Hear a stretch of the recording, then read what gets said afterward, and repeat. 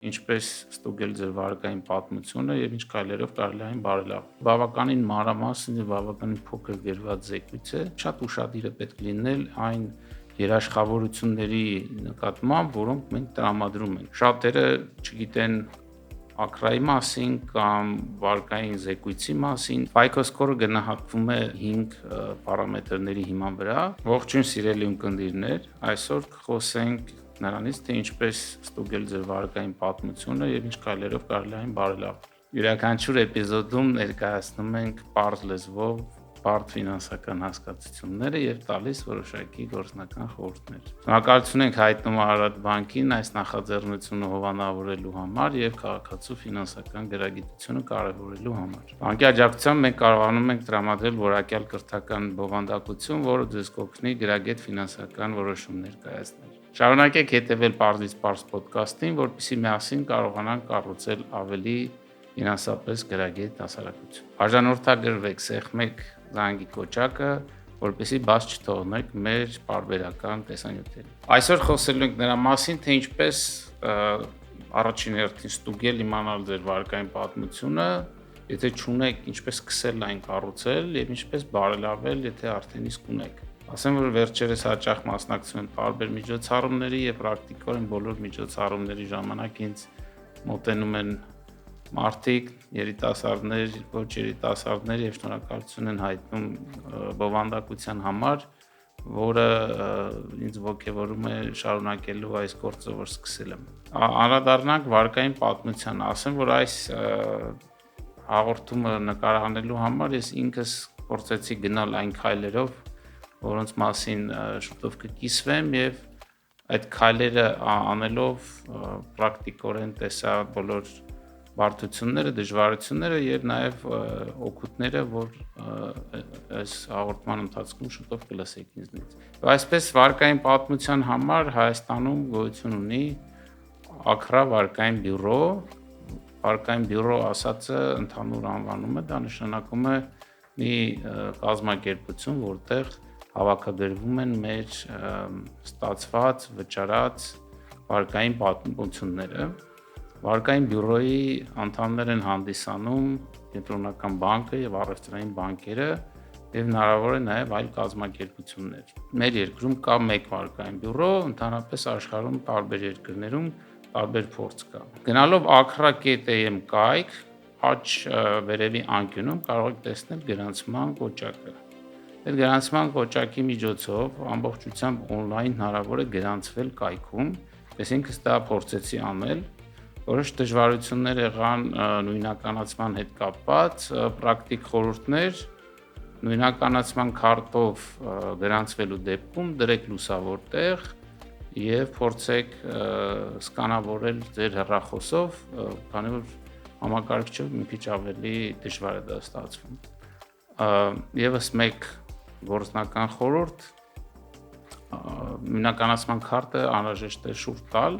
որպեսզի երկու կողմը սկանավորվի եւ դրանից հետո պետք է դեմքը տեսախցիկի առաջ սկանավորել կամ նկարվել, որից հետո կստանաք հաղորդագրություն էլեկտրոնային փոստով եւ կկարողանաք օգտվել ձեր անձնական էջից։ Ինչ կարող են գտնել անձնական էջում։ Անձնական էջում ըստ էության կա երկու տիպի զեկույց։ Մեկը այսպես ասած սպառողական զեկույցն է, որը ունի 5 տեսակներ՝ հակիրճ, նկարագրողական, մինչև ամբողջական զեկույց։ Ամբողջական զեկույց ամբողջությամբ անվճար տարեկան մի անգամ կարող է ստանալ ցանկացած կայքում գրանցված անձ։ Ամբողջական զեկույցում կարող են գտնել վերջին 5 տարվա ընթացքում ստացած մեր բոլոր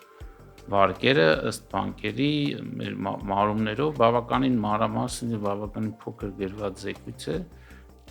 իր նկարագրություններով,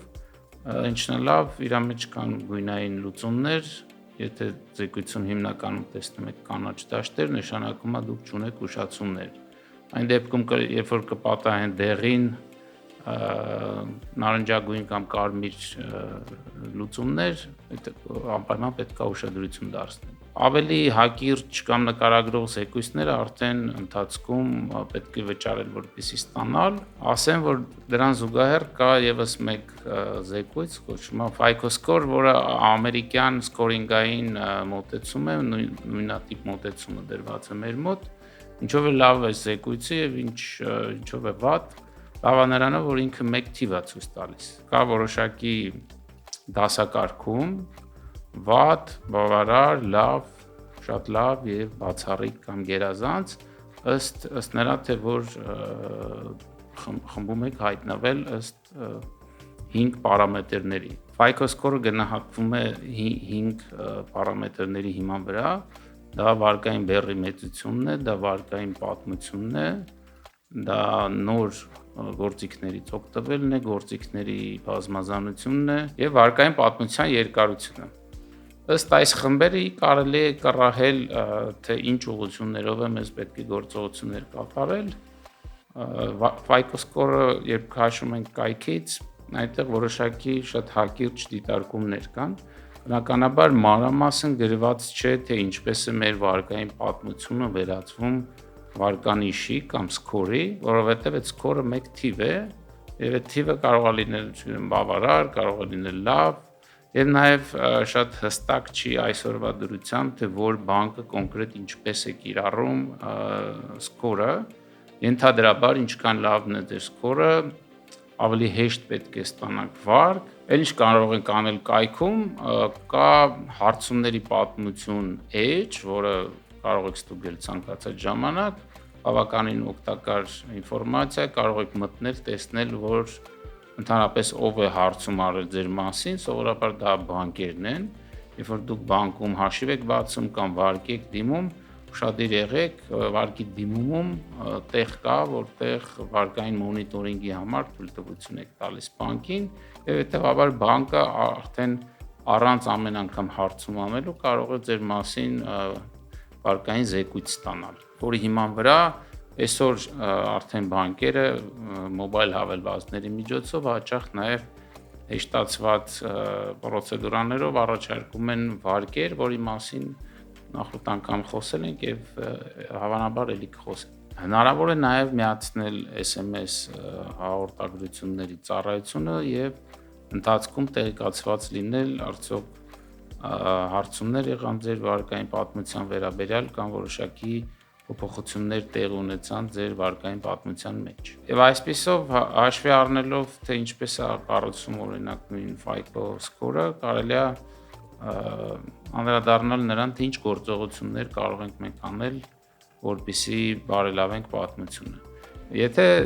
երիտասարդ ենք եւ դեռևս վարկեր չենք ունեցել, կարելի է փոքր քայլերով սկսել վարկային պատմություն ձևավորել, օրինակ վարկային գիծ ստանալ բանկից որոշակի չափավոր քանակի եւ պարտաճանաչ կերպով ժամանակին կատարել վճարումները, որը թույլ կտա պատմություն ձևավորել, որովհետեւ կարևոր կոմպոնենտներից մեկը պատմությունն է, դե պատմություն չունենք, մեր score-ը կամ ցուցանիշը համապատասխանաբար ցածր կլինի։ Բացի այդ, մեկ այլ կարևոր կտորը ոնց որ վարկային բեռի մեծությունն է, բեռի մեծություն նշանակում է, որ այն ընդհանուր սահմանաչափը, որ մենք ունենք վարկային, եթե մոտավորապես 30%-ից ավել ենք օգտագործում, դա բերում է արդեն վարկային բեռի մեծության եւ ազդում է մեր սկորինգի վրա։ Նաև պետք է հաշվի առնել, որ ոչ միայն վարկային պրոդուկտներն են անդրադառնում մեր վարկային զեկույցում, այլ նաև շատ ուշադիր է պետք լինել այն երաշխավորությունների նկատմամբ, որոնք մենք տրամադրում ենք։ Օրինակ իմ հետ նման դեպք պատահեց, երբ հայրս մարզասրահից էր օգտվում եւ ապառիկով իրան տրամադրել էին վճարումը եւ ես երաշխավոր էի, քանի որ հայրս կենսաթոշակառու է, ես երաշխավոր կանգնեցի եւ հետո պարզվեց, որ որոշակի իմ վարկային պատմության վրա դա անդրադարձ ունեցավ, հետեւաբար երաշխավորությունը եւս իրանից ներկայացնում է վարկային ռիսկ բանկի համար եւ երաշխավորված անձանց կողմից կատարված կամ չկատարված ուշացված վճարումները եւս անդրադառնում են մեր վարկային պատմության վրա։ Վարկային ցուցանիշը կամ score-ը հաշվի է առնում նաև այն գործիքների բազմազանությունը, որոնցից մենք օգտվում ենք, հաշվի է առնում ինչքան հաճախ ենք մենք դիմում վարկի։ Անհրաժեշտ է ուշադրություն դարձնել, թե եթե հատկապես ունենք ուշացումներ, այդ ուշացումները արագ փակել, պետք է հաշվի առնել, որ տարբեր գործիքներ են լինում, այդ թվում է ապառիկ եւ գնիր հիմա վճարիր հետո գործիքը, որի մասին կխոսենք մեկ այլ էպիզոդում, բոլոր այն դեպքերում, երբ որ մենք առնչվում ենք բանկերի հետ եւ փոխառու միջոցներ ենք վերցնում, բանկերը պարտավոր են որոշակի կարճ ժամկետում ներկայացնել ուշացումները վարկային բյուրո, հետեւաբար շատ ուշադիր է պետք լինել մեր բոլոր վճարումների նկատմամբ, որպեսզի մեր ֆինանսական հիգիենան եւ պարտաճանաչությունը թույլ տան մենք կառուցենք մեր լավ վարկային պատմությունը եւ այն ժամանակ, երբ որ մեզ պետք կլինեն վարկային գործիքներ, դժվարություն չունենանք այդ վարկերը ստանալու։ Երբ որ մենք երիտասարդ ենք, սկսում ենք ավելի փոքր վարկային քարտեր, գուցե ժամանակի ընթացքում սպառողական վարկեր, եկամուտները շատանալուց հետո արդեն ավելի մեծ վարկեր են գալիս, ավտովարկեր եւ ինչ-որ բանի նաեւ հիպոթեկներ, բնականաբար ինչքան մենք մեր կյանքին պատասխանատու ենք վերաբերվում, ինչքան ֆինանսական հարաբերություններում պարտաճանաչ եւ գրագետ ենք լինում, այնքան դա մեզ օգնում է ունենալ հասանելի միջոցներ եւ ունենալ լավ հարաբերություններ ֆինանսական հաստատությունների հետ։ Խորհուրդ կտամ նաեւ պարբերաբար ստուգել վարկային պատմությունը, որովհետեւ հնարավոր է ինչ-որ անակնկալներ հայտնաբերենք, եթե սխալներ, որոնք չեն բացառվում, հայտնաբերենք, կարելի է կապվել ինչպես ակրայի հետ, այնպես էլ այլ խողովակներով, փորձել ճշգրտել, երևի թե առաջին հերթին ձեզ սպասարկող բանկերի հետ, որպեսզի վարկային պատմությունը հնարավորին չափ մաքուր պահենք։ Փորձենք ամփոփել, իրականում այս հաղորդումը նախապատրաստվելիս ես նաև հայտնաբերեցի, որ շատերը չգիտեն